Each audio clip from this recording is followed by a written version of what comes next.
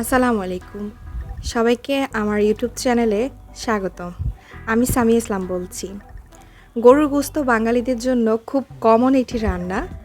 আর এই গরুর গোশত রান্নার সময় অনেকে খুব হিমশিমে পড়ে যায়। অনেকে দেখা যায় গরুর গোশতটা পারফেক্ট সিদ্ধ হতে চায় না, আবার অনেক সময় দেখা যায় গরুর গোশতটা স্বাদ হয় না। তাই আমি আপনাদের জন্য পারফেক্ট গরুর গোশতের রেসিপি নিয়ে হাজির হয়েছি।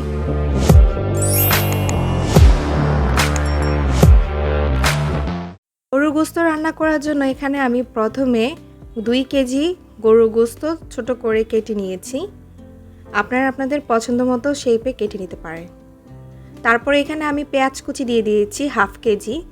পেঁয়াজ কুচির পরিমাণটা একটু বেশি রাখবেন। এখন হাত দিয়ে একটু কচলে আমি সবগুলো পেঁয়াজ এখানে দিয়ে দিচ্ছি।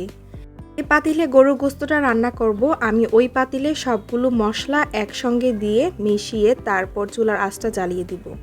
আদা দিয়ে দিয়েছি 1/4 কাপ, জয়ফল জয়ত্রী বাটা দিয়ে দিয়েছি হাফ চা চামচ, জিরা বাটা দিয়ে দিয়েছি 1 টেবিল চামচ, রসুন বাটা দিয়ে দিচ্ছি 1/3 কাপ।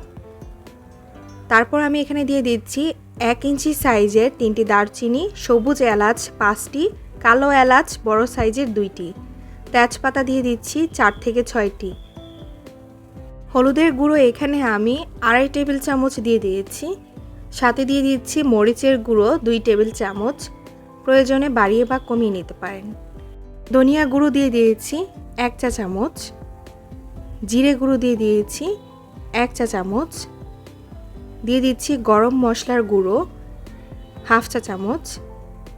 তারপরে এখানে আমি রান্নার সয়াবিন তেল দিয়ে দিচ্ছি 1 কাপ। এখন এই সবগুলো মশলা গরুর গোশতের সঙ্গে ভালোভাবে হাত দিয়ে মিশিয়ে নিব। মিশানোর সময় একটু ধৈর্য সহকারে মিশাতে হবে, তাহলে সবগুলো গরুর গোশতের সঙ্গে মশলাটা পারফেক্টভাবে মিশে যাবে। 1 চামচ দিয়ে দিয়েছি টেস্টিং সল্ট, এটা অপশনাল, আপনারা চাইলে এটা স্কিপ করতে পারেন, তবে এই লবণটা দিলে স্বাদটা ভালো আসে। এখন আমি বাসার রেগুলার লবণ দিয়ে দিয়েছি স্বাদ মতো, দিয়ে চুলার আঁচটা জ্বালিয়ে ঢাকনা দিয়ে ঢেকে রেখে দিব কিছুক্ষণের জন্য। কিছুক্ষণ পর, প্রায় 2-3 মিনিট পর আমি একটু কাঠির সাহায্যে নেড়ে চেড়ে নিব। এখানে আরেকটি কথা হচ্ছে, আপনি গরুর গোশতটা যত ভালোভাবে সময় নিয়ে কষাবেন ততই গরুর গোশতটার টেস্ট ভালো আসবে এবং সিদ্ধটাও পারফেক্ট হবে। আরও একটি কথা খেয়াল করবেন, আপনি যখন গরুর গোশতটা কষাবেন তখন চুলার আঁচটা মিডিয়ামে রাখার চেষ্টা করবেন, এতে করে খুব ভালোভাবে গরুর গোশতটা সিদ্ধ হবে। আর আমি যে পরিমাণ তেল দিয়েছি পরবর্তীতে আমার আর তেলের প্রয়োজন হয়নি, কারণ গরুর গোশত থেকে এমনিতেই পরবর্তীতে কষানোর সময় তেল ওঠে। আর আপনি যদি চর্বি সহ একটু নেন তাহলে অতিরিক্ত তেল দেওয়া লাগে না এক্সট্রা, আর চর্বি ছাড়া নিলে একটু তো তেল বাড়িয়ে দিতে হবেই। এখন আমি আরও 5 মিনিট পর ঢাকনাটা তুলে একটু নেড়ে চেড়ে নিচ্ছি। কষানোর সময় আপনি কিছুক্ষণ পর পর নেড়ে চেড়ে নেবেন, এতে করে উভয় অংশে ভালোভাবে সিদ্ধ হবে। এই পর্যায়ে আমি 2টি টমেটো কিউব করে কেটে এখানে দিয়ে দিয়েছি, এতে করে কালারটা আরও সুন্দর আসবে। এরই মাঝে আমি এখানে আগে থেকে কেটে পরিষ্কার করে নিয়েছি কিছু পরিমাণ আলু, প্রায় এখানে 3-4টা আছে মাঝারি সাইজের। এখন হালকা এগুলো ভাজা করে নিব। হালকা এভাবে একটু ভেজে নিয়ে সরাসরি আমি গরুর গোশতের মধ্যে দিয়ে দিব। দেখলেন তো এখানে কত সুন্দর কালারটা এসেছে। আপনারা চাইলে আলুটা ভাজা না দিয়ে সরাসরি গরুর গোশতের মধ্যে দিয়ে দিতে পারেন, এতে করে স্বাদের কোনো পরিবর্তন আসবে না। এখন আমি আরও কিছুক্ষণ ঢাকনা দিয়ে প্রায় 2-3 মিনিটের মতো ঢেকে আগে থেকে ভেজে নেওয়া আলুগুলো সব দিয়ে দিচ্ছি এখানে। গরুর গোশতটা কষানোর সময় আমি কোনো প্রকার পানি ব্যবহার করিনি।